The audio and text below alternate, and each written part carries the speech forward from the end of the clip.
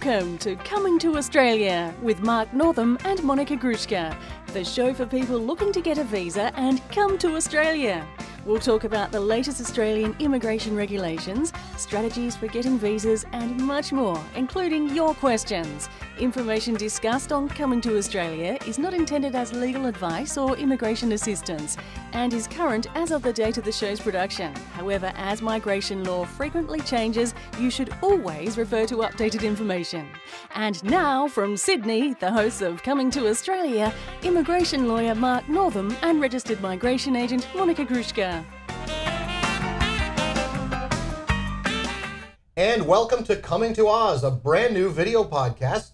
We're happy to be with you. Yes. I'm Mark Northam. I'm a registered migration agent and immigration lawyer from Sydney, and my partner here, Monica Gruszka, and I'm a registered migration agent from Sydney also. And we are here for one simple reason, and that is to help you get a visa to come to Australia. Absolutely. We both work in the field and have for years. We're both very excited about trying to bring our expertise and our knowledge to you. Yes. The Australian visa process is a very unnecessarily complicated process, as many of you have found out, I'm sure. Yes. There are a million ways things can go wrong. And they do. They do. They do. The refusal rate is going up, up, up. So the whole purpose of this is to reduce your refusal rates if you're lodging your own visa applications and you need some further assistance. We're going to be here to help you. So every week we're going to discuss a new topic, what's hot with immigration. So we're going to cover family visas, partner visas, student visas, general skilled migration visas, vet assess. Also, what's becoming quite popular is the regional sponsored visas. So the subclass 489 we're going to talk about, and we're also going to do that per state. So each video podcast that we do, we will talk about a particular state because each state has their own requirements. So remember that immigration have their requirements, but also state has their requirements, which makes it a little bit tricky because you've got to make sure it all ties up in the end. So and the skills assessors have their requirements. And the skills assessment and points test and knowing what the Australian study requirement is and any age changes. So we're going to be there to keep you all posted. There's a lot to it, and each week we're going to focus on some different areas to help you better understand the legislation, but most of all to increase your chances of getting a visa for Australia. Because that'd be good, wouldn't it? That's it. And they go, we listened to the Coming to Oz video podcast, and it was because of them we got an approved or Australian visa grant. Well, wouldn't that be great? That would be good. If we can help you answer a question, please send us questions. There'll be an email link showing below the video. We're happy to help if there are things you want us to talk about, questions you have. You're in control. So That's it. If there's a particular visa subclass you're wanting some information on, or even a visa refusal or cancellation, Mark Northam here is a fantastic immigration lawyer, and he would be more than happy to assist in that. So that's also your major expertise. But yeah, so anything like that, no matter what the question is, whether you think it's simple or complicated, it doesn't matter. It's all the same to us. That's right. So share them with us. We're here to help you. Yes. Now, we did have a topic we wanted to talk about this week. We spent a lot of our time on our little intro here, but we wanted to talk a little bit about partner visas.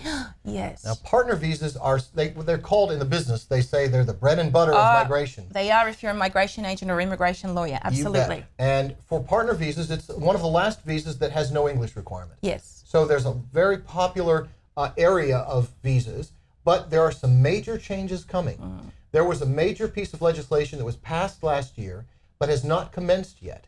And that new partner visa legislation is promising to do a number of things.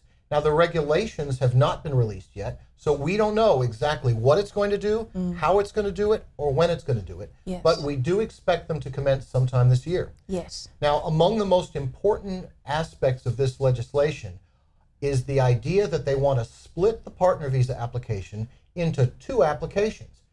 First, a sponsor application where the sponsor qualifies to sponsor.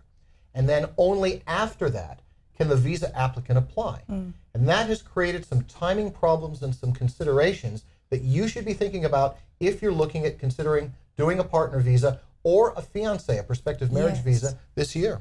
Absolutely. Because I am seeing, and a lot of people are seeing, and this is good for a registered migration agent, but if you are, for example, on a student visa and you meet an Australian and your student visa expires in 4 weeks, and the 2 weeks. In 2 weeks. Or and 2 days. Or 2 days.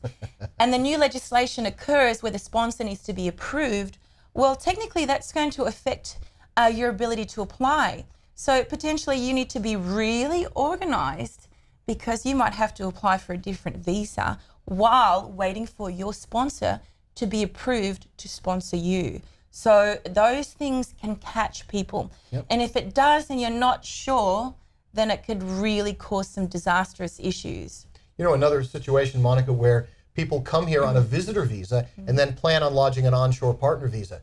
Well, those visitor visas often have a maximum stay period of only 3 months. Correct. If it takes more than 3 months for that sponsor to be approved, you could find yourself at the end of your visitor visa but not able to lodge an onshore application. Correct, which means you'll be going home. So these things hugely impact people's livelihoods, and that's why we want to bring it to your attention, because we generally like to forecast or see what's happening in the future of migration, because it ultimately affects us as migration agents and immigration lawyers also. We want to share with you what we know and what we see coming down the road, again, to help you increase the chances for getting a visa yourself. Absolutely.